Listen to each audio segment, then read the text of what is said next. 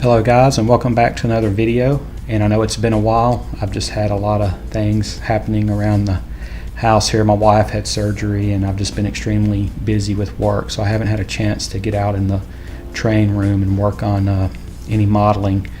But there I'm just showing you a video clip of the joint compound that I apply where the turnouts go, and the reason I do this is just to fill in the gaps a little bit. You could probably fill it in with ballast when you go to ballast, but I just prefer to go ahead and do it this way. And what I do is I take a sanding block and go back over the top and just kind of make sure everything's nice and smooth, so I'm assured that my turnout will be nice and flat. I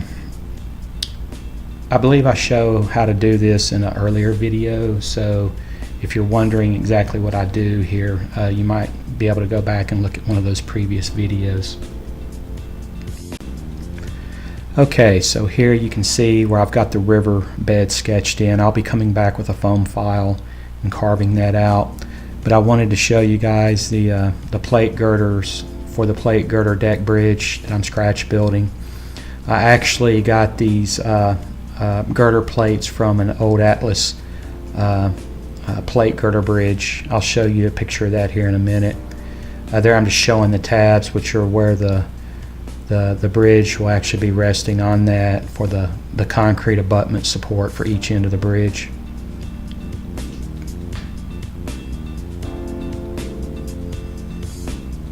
And here's the old Atlas plate girder bridge. I don't know what the number is on that, but you can usually find, I found several of these on eBay for like really dirt cheap. And so what I did is I just came in 3 feet from each edge and took a razor knife and a metal ruler that I have and just kept on scoring until it snapped a nice straight edge. And I just took a little CA and glued it together. It was actually very simple. You can see I have the little mounting feet on it for like where the anchor bolts go that stick up through the concrete. I don't really recall where I got those, but you know, you could find something similar to that and just glue it on. It's actually really easy. And there I'm just trying to demonstrate the width, show you guys the width. It's 6 feet, so it's kind of an epic fail there on the camera. Oh well, but yeah, it's 6 feet wide. So the actual cross ties for the bridge themselves. Well, here's a shot right here. So the cross ties are actually 10 feet, and then I got the extended cross ties, and those are actually 15 feet. So there'll be access decks, wood access decks mounted on top of those for the crews to walk across the bridge.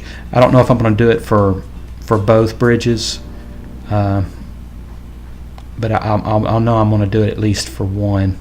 So I'll just have to see how it turns out. For the branch line, which is well, actually there where I'm pointing, that's the main line, so that'll get the girder plate deck bridged. The middle tier there that you see, that's where the branch line's at. Now that'll be the steel truss bridges.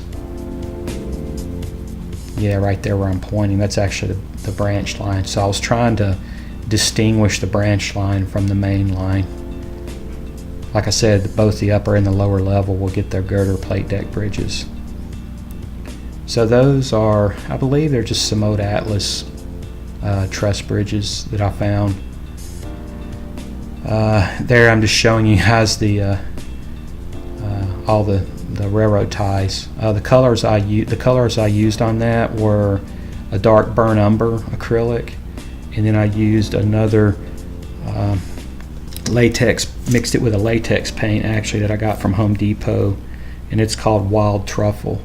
And you can see that color in a previous video when I did the polyfiber trees. It's what I painted the undergrowth with.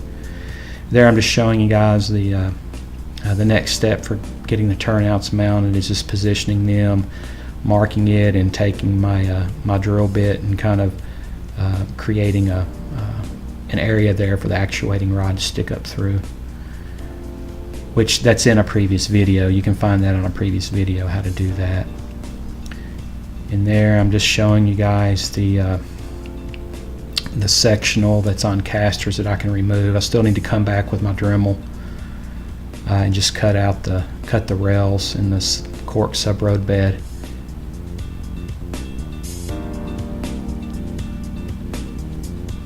And so from phase 1, I kind of stubbed out the main line and the branch line there. So the middle one, I think, is the branch line. So what I did is I bought these plug-in connectors from Home Depot. I'll show you those here in a second. Yeah, here they are right here.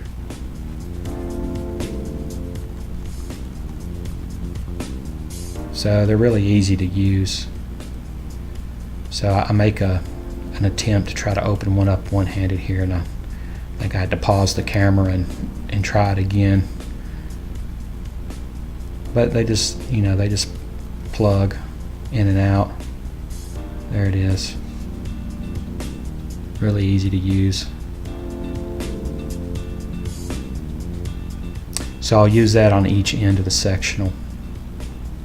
So basically, I guess you'd have, what, six plugs.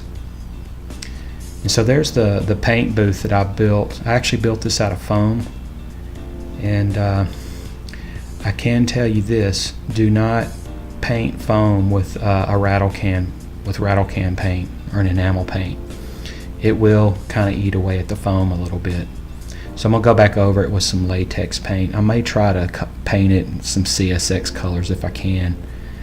There, I'm just trying to show you guys the filter that's removable. And there's my my exhaust fan. I think that's it's either a 50 or 70 cubic feet per minute rated fan.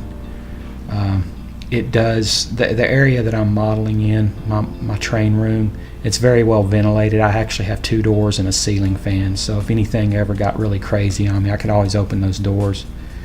I wouldn't recommend a fan with that low of a CFM rating if you're in a basement and there's no ventilation at all. You probably want to get up around 200 or so. But there's the exhaust fan. It's a bathroom fan. I got it at Home Depot for like $30 maybe. And then you can see the exhaust hose. What I'll do is I'll run that exhaust hose into a box, and then the box will just trap all the fumes. So guys, that's the update, and as always, thanks for watching, and I'm hoping to really start cranking out the videos, and we'll see you in the next one.